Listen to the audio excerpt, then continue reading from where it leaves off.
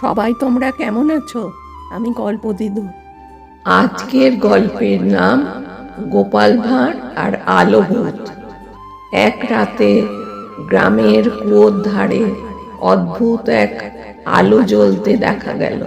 কেউ কাছে গেলেই আলোটা নড়ে, ভেসে ওঠে, আবার মিলিয়ে যায়। লোকজন বলা বলি শুরু করলো, এ নিশ্চয়ই আলো ভূত।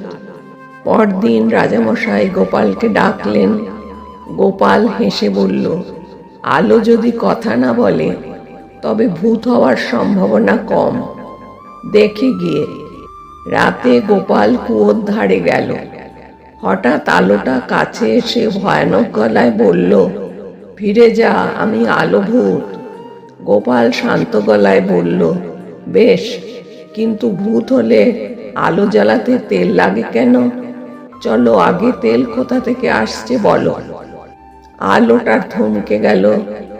গোপাল কাছে যেতেই দেখা গেল এক চোর লণ্ঠন ঢেকে ঢেকে ভয় দেখাচ্ছে।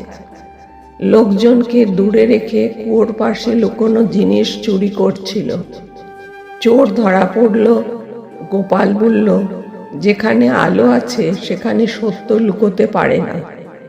এই গল্পের শিক্ষা, ভয়ের অন্ধকারে বুদ্ধির আলো জ্বালালে সত্য নিজেই সামনে আসে। গল্প দিদুর এমন অনেক গল্পের জন্য ভিডিওটা লাইক করো আর শেয়ার করো, সাথে চ্যানেলটা সাবস্ক্রাইব করতে ভুলো না। তাহলে আজকে আমি আসি, নতুন গল্পের সঙ্গে তোমাদের সাথে দেখা হবে।